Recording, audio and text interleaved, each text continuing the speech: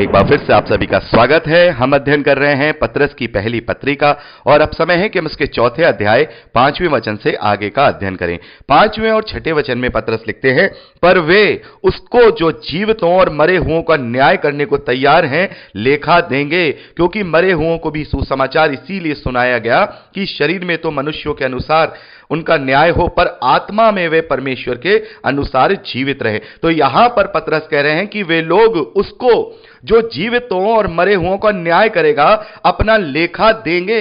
समस्त मानव जाति में जो मनुष्य हैं वो अपना अपना लेखा परमेश्वर के आगे देंगे, जो जीवितों और मरे हुओं का दोनों का न्याय करेगा। और 6ठे वचन में लिखा है, क्योंकि मरे हुओं को भी सुसमाचार इसलिए सुनाया गया कि शरीर में तो मनुष्यों के अनुसार उसका न्याय हो, पर आत्मा में परमेश्वर के अनुसार जीवित रहे। तो मेरे प्यारे भाई बहनों, इस वचन को लेकर के लोग कंफ्यूज हो जाते हैं।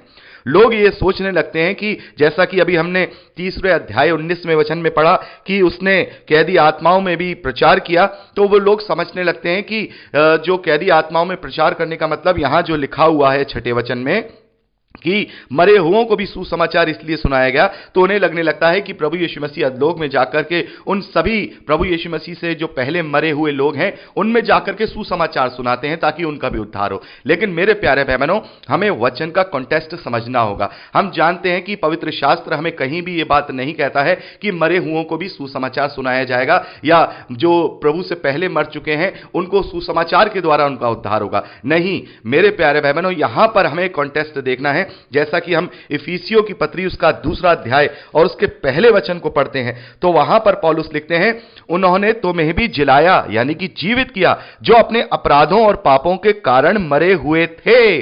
तो यहां पर हम देखते हैं कि जीवित और मरे ये दो कॉन्टेस्ट हैं। ये मरे हुए यानी कि स्वाभाविक मृत्यु वाला मरा नहीं, बल्कि पापों में मरे हुए लोग हैं, यानी कि जो अविश्वासी लोग हैं, जो इनकार करने वाले लोग हैं, उन्हें यहां पर मरे हुए लोग, और जो नया जीवन पाए हुए लोग हैं, जो प्रभु के लोग हैं, उन्हें जीवित लोग कहा गया है। तो यहां पर हम देखते हैं कि मरे हुए लोगों को, यानी कि जो लोग विश्वास नहीं करते हैं, जो पापों में फंसे हुए हैं, उन्हें सुसमाचार इसीलिए सुनाया गया। इस वचन का कॉन्टेक्स्ट आप अच्छे से समझिए। यह वचन हमसे यह नहीं कह रहा है कि मरे हुओं को सुसमाचार प्रभु यीशु मसीह ने सुनाया है, बल्कि यह पापों में मरे हुए लोगों को, यानी कि हम जब समस्त मानव जाति में प्रभु का प्रचार करते हैं तो वो अलग अलग पापों में फंसे हुए हैं, वो अपने पापों में मरे हुए हैं। तो हम क्या करते हैं, उन्हें प्रचार करते हैं, और जो कोई प्रभु को ग्रहण करता है फिर वो नई सृष्टि में नया जीवन पाकर जीवित हो जाता है। हमेशा हमेशा के लिए वो जीवन को पाता है। इसीलिए विश्वासियों को जीवता और पापियों को मरा हुआ बाइबल के अनुसार हम देखते हैं, पत्रियों के अनुसार लिखा गया है। तो अभी हमने जैसे कि इफिसियों की पत्री उसका 2 अध्याय उसके पहले वचन का आपको उदाहरण दिया, तो यहां पर भी ये जो सुसमाचार सुनाया जा रहा है, देखिए आगे क्या लिखा है कि शरीर में तो मनुष्यों के अनुसार उनका न्याय हो। तो अब शरीर कहां से आ गया? मरे हुओं में अगर यह प्रचार हो रहा है, या अगर यह बात जो स्वाभाविक मृत्यु प्राप्त किए हुए लोगों के लिए अगर यह वचन है, तो फिर यहां यह बात पतरस क्यों लिखते कि शरीर में तो मनुष्यों के अनुसार उनका न्याय होगा? यानी उनका शरीर है, यानी कि अभी वो शरीर के भाव से जीवित हैं, लेकिन आत्मा के भाव से मरे हुए हैं। वो पाप के स्वभाव में मरे हुए हैं, और आगे लिखा है, पर आत्मा में वे परमेश्वर के अनुसार जीवित रहें। Hallelujah, hallelujah. तो यहां पर साफ तौर पे बात हो गई है कि जो पापों में मरे हुए हैं और उन्हें जीवित किया गया है सुसमाचार के द्वारा। जैसा कि मैं अपने ऊपर उदाहरण लेकर के आपको बताता हूं। मान लीजिए मैं बहुत ज्यादा पापों में फंसा हुआ हूं, और मैं गलत कामों में फंसा हुआ हूं, और मैं गलत काम कर रहा हूं, तो उसका मतलब मैं पाप की दशा में मरा हुआ हूं। मैं इस वक्त शरीर में तो जीवित हूं, लेकिन आत्मिक रूप से मरा हुआ हूं। और कभी मुझे सुसमाचार सुनने का मौका मिलता है और मैं मन फिरा लेता हूं और प्रभु में नई सृष्टि बन जाता हूं, तो फिर मैं नया जीवन पाकर जीवित हो जाता हूं।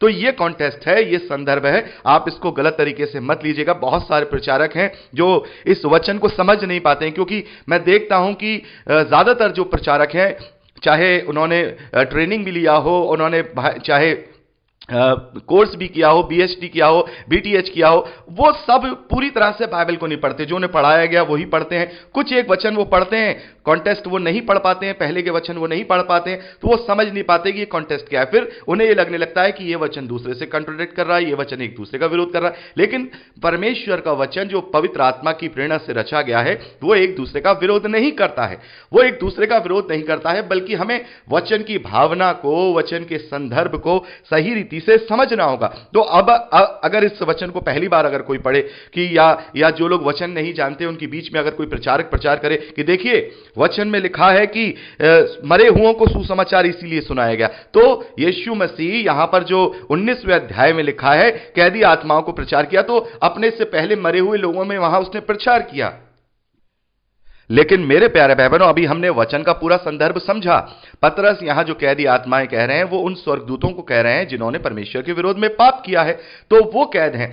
तो मान लीजिए जिन्होंने पाप किया है, जो पापी हैं, तो वो अगर कैदी हैं तो फिर उन्हें सुसमाचार क्यों सुनाया जा रहा है? उन्होंने तो अपने जीवन में कार्य कर लिया। और लूका का सुसमाचार उसके 16वें अध्याय में प्रभु यीशु मसीह ने जो अधलोक का दृष्टांत दिया है, तो वहां हम अच्छे से देखते हैं वो जो धनी व्यक्ति है वो इब्राहिम से कहता है कि मुझे एक बार अपने परिवार से मिलने दे, अपने भाइयों से मिलने दे, ताकि मैं उन्हें समझा पाऊं कि मृत्यु के बाद क्या होता है। लेकिन वहां पर क्या बोलते हैं? इब्राहिम कहते हैं नहीं, उनके पास भविष्यवक्ता है, उनके पास भविष्यवक्ताओं की पुस्तकें हैं, वो उन्हें पढ़ें, परमेश्वर के इंडिकेशन है, जीते जी वो अपने जीवन में सही कार्य करें। तो जो प्रभु से पहले के लोग हैं वो अपने विश्वास के द्वारा धर्मी ठहराए जाएंगे, उनका उद्धार होगा उसी व्यवस्था के अनुसार जो उन्हें व्यवस्था दी गई थी।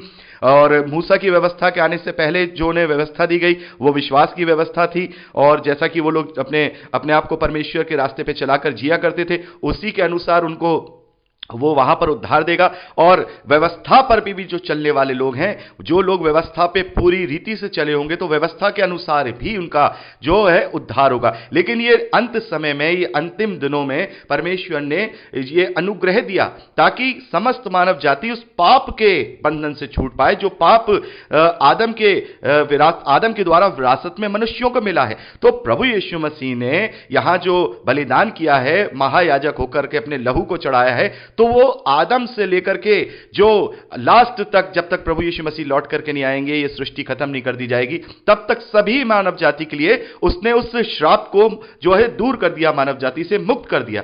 अब हम उसमें कैसे फंसते हैं? उसने तो हमें मुक्त कर दिया, अब हम अपने निजी पापों के द्वारा फंसते हैं।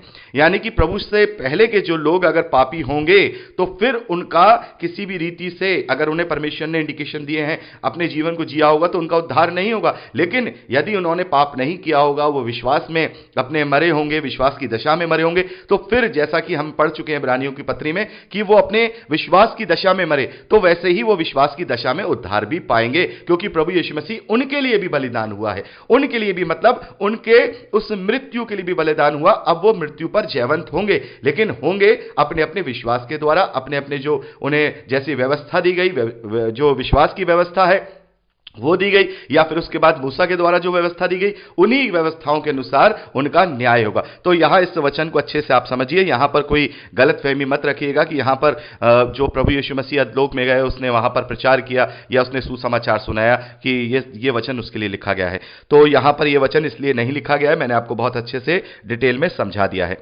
7वें वचन से पतरस यहां लिखते हैं, सब बातों का अंत तुरंत होने वाला है, इसीलिए संयमी होकर प्रार्थना के लिए सचेत रहो।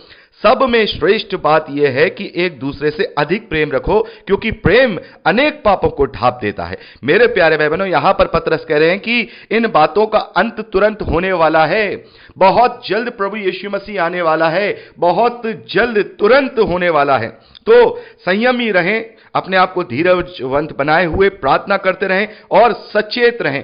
सबसे श्रेष्ठ बात यह है कि अगर हम अपने जीवन में वाकई में ही कुछ परमेश्वर के ग्रहण योग्य बनना चाहते हैं, तो सबसे श्रेष्ठ एक बात अपने जीवन में हम लागू करें।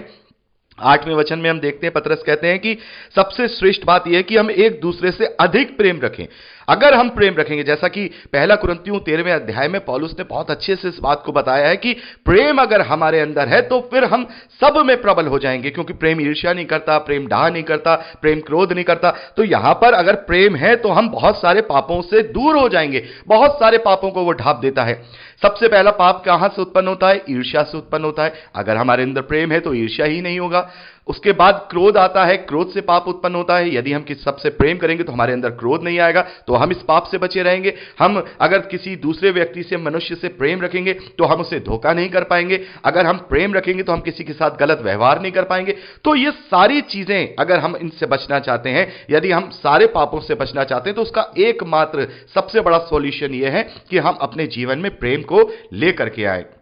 और ये सबसे बड़ा गुण है, परमेश्वर का गुण है प्रेम। पवित्र आत्मा का फल हम पढ़ते हैं गलातियों 5:22-23 में, तो सबसे पहला जो चिन्ह है वो है प्रेम।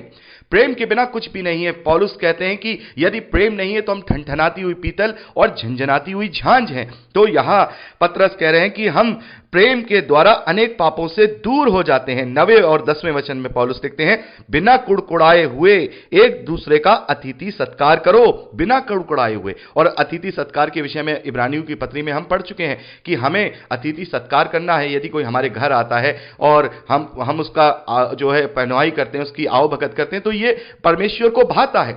मेरे प्यारे भाई बहनों, केवल अतिथि सत्कार का मतलब यही नहीं है कि जो हमारे घर आता है, बल्कि वो हर एक पड़ोसी मतलब वो हर एक दूसरा मनुष्य जो हमारे लिए नीडी है, या हम कहें वो हमारे लिए जरूरतमंद है, हम उसकी मदद और भलाई कर सकते हैं, तो भलाई के लिए तत्पर तैयार रहे। और बिना कुड़कुड़ाए ये सोच करके कि हम जो करते हैं किसी दूसरे मनुष्य के साथ, वो हम मनुष्य के साथ नहीं बल्कि प्रभु यीशु मसीह के साथ करते हैं, जिसे हम मत्ती 25 में पढ़ चुके हैं। मत्ती का सुसमाचार 25वें अध्याय में पढ़ चुके हैं। प्रभु यीशु मसीह ने 40वें और 44वें वचन में यही बात कही है कि जो कोई मेरे इन छोटे से छोटे भाइयों के साथ करता है वो मेरे साथ करता है। यदि भलाई करेगा तो वो मेरे साथ करेगा, यदि गलत व्यवहार करेगा तो वो मेरे साथ करेगा। तो मनुष्यों से प्रेम करने का मतलब परमेश्वर से प्रेम करना है। मेरे प्यारे भाई बहनों, दोनों आज्ञाएं जैसे हम बात कर चुके हैं कि परमेश्वर से प्रेम रखना और अपने पड़ोसी से अपने समान प्रेम रखना, जैसा मैं आपको बता भी चुका हूं, ये दोनों बातें एक दूसरे से जुड़ी हुई हैं। परमेश्वर से प्रेम रखने को हम तभी सिद्ध कर पाएंगे जब हम अपने पड़ोसी से अपने समान प्रेम रखने पाएंगे, यानी समस्त मानव जाति से, जो आपका जो हर एक दूसरा मनुष्य है, उससे जब हम अपने समान प्रेम रखेंगे तभी हम उसके परमेश्वर के प्रेम को प्रकट करने पाएंगे। तो बिना कुड़कुड़ाए अतिथि सत्कार करें। जिसको जो वरदान मिला है वह उसे परमेश्वर के नाना प्रकार के अनुग्रह के भले भंडारियों के समान एक दूसरे की सेवा में लगाए। मेरे प्यारे भाई बहनों, जो वरदान मिला है, चाहे वो संसारिक वरदान हो चाहे वो आत्मिक वरदान हो, मेरे प्यारे भाई बहनों, यहां हम आत्मिक वरदानों के विषय में तो हम देखते हैं, हमने 1 कुरिन्थियों 12वें अध्याय में देखा कि सबको आत्मा का प्रकाश दिया जाता है कलीसिया की उन्नति के लिए। लेकिन बहुत सारी ऐसी चीजें हैं जो परमेश्वर हमें इस धरती पर देते हैं, जैसे बुद्धि का वरदान है, समझदारी का वरदान है, हमें इस प्रकार इस योग्य बनाता है, हमें बलशाली भी, कोई व्यक्ति ऐसा होता है उसमें ज्यादा ताकत होती है। तो हम वो सारी चीजें भलाई में लगाएं, अपनी बुद्धि का इस्तेमाल भी भलाई के लिए लगाएं और उन परमेश्वर के नाना प्रकार के अनुग्रह के भले भंडारियों के समान एक दूसरे की वो सेवा में लगाएं। यदि मान लीजिए कोई धनवान है, किसी के पास धन है, तो वो धन से लोगों की सेवा करे। यदि किसी में ज्ञान है तो वो ज्यादा से ज्यादा लोगों में ज्ञान बांटे। यदि उस किसी को कोई भी प्रोफेशन वो कर रहा है तो परमेश्वर के लिए वो इस्तेमाल करे। अपने शरीर को भी परमेश्वर के लिए इस्तेमाल करना है। जो आत्मा के वरदान है वो तो है ही, वो तो कलीसिया की उन्नति के लिए है ही, लेकिन जो शारीरिक और जो धरती के जो वरदान है उन्हें भी हमें परमेश्वर के लिए जो है यूज करना है, उसे हमें सेवा में लगाना है। आगे 11वें वचन में पतरस लिखते हैं, यदि कोई बोले तो ऐसा बोले मानो परमेश्वर का वचन है। कोई बोले तो ऐसा बोले कि मानो परमेश्वर का वचन है, उसके मुंह से मिठास निकले। जब हम बात करें मसीह विश्वासी तो ऐसा लगे कि कोई बोल रहा है, ये बोलता रहे। लेकिन मेरे प्यारे भाई बहनों, हम कैसे हो गए हैं? आजकल मसीही विश्वासियों को सुनना पड़ रहा है, क्योंकि वो अपने व्यवहार पर कंट्रोल नहीं कर पा रहे हैं, वो अपनी जीभ पर कंट्रोल नहीं कर पा रहे हैं, वो अन्य जातियों जैसा ही व्यवहार कर रहे हैं, वो अपने ऊपर कंट्रोल नहीं कर पा रहे हैं मेरे प्यारे भाई बहनों। इसलिए वो अपने जीवन में आत्मिकता को उत्पन्न नहीं कर पा रहे। लेकिन यहां पतरस कह रहा है, कोई बोले तो ऐसा बोलो मानो परमेश्वर का वचन है। यदि कोई सेवा करे तो उस शक्ति से करे जो परमेश्वर देता है, जिससे सब बातों में यीशु मसीह के द्वारा परमेश्वर की महिमा प्रकट हो। महिमा और साम्राज्य युगानुयुग उसी का है, आमीन। तो मेरे प्यारे भाई बहनों, हमें परमेश्वर के भले भंडारी बनना है। हमें परमेश्वर के लिए उस अपने वरदानों को इस्तेमाल करना है, चाहे वो आत्मिक हो चाहे वो शारीरिक हो। हर एक रीति से हमें अपने जीवन को परमेश्वर के लिए देना है। और तुरंत उस बात का, जिसे कहते हैं ना, न्याय का दिन अब तुरंत होने वाला है। मेरे प्यारे भाई बहनों, चाहे प्रभु यीशु मसीह का आगमन 500 साल के बाद हो, 100 साल के बाद हो, 15 साल के बाद हो, 10 साल के बाद हो, मैं हमेशा से कहता हूं इससे क्या फर्क पड़ता है? फर्क इससे पड़ता है कि हमारे पास कितना समय है। हमारे पास तो यही जीवन है। ना हम इससे पहले के जीवन को कभी महसूस कर पाए थे, ना अब हम इस मरने के बाद इस धरती पर कोई और जीवन महसूस कर पाएंगे। अगर महसूस करेंगे तो अनंत जीवन को महसूस करेंगे।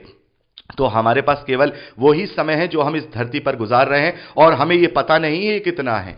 हो सकता है किसी के पास 30 साल होता है, किसी के पास 25 साल होता है, किसी के पास 50 साल होता है, कोई 100 साल तक की उम्र तक भी जी लेता है, लेकिन इतना ही समय है। तो चाहे प्रभु यीशु मसीह कभी भी आए, लेकिन मेरे लिए तो अंत तभी होगा जब मेरी अंतिम सांस मेरे शरीर में रहेगी। तो हमारे पास समय कम है, हम समय को और अवसर को बहुमूल्य समझे। अभी तक अगर हमने अपने आप को नहीं बदला है तो अभी भी समय है कि दुख उठाने को हम अपना हथियार बना लें, दुख उठाने को हथियार के समान धारण कर लें, और इस दुख उठाने को ही अपना आनंद बना लें। तभी हम उस आशा, उस अनंत आशा के साथ जी पाएंगे, जो अनंत आशा हमें हर एक प्रकार का आनंद, हर एक प्रकार की शांति और हर एक प्रकार से दृढ़ और धीरजवंत बनाता है। तो यहां पर हमने 11वें वचन तक का अध्ययन किया। आगे का अध्ययन हम अब अगली रिकॉर्डिंग में करेंगे। प्रभु आपको आशीष दे। Praise Lord.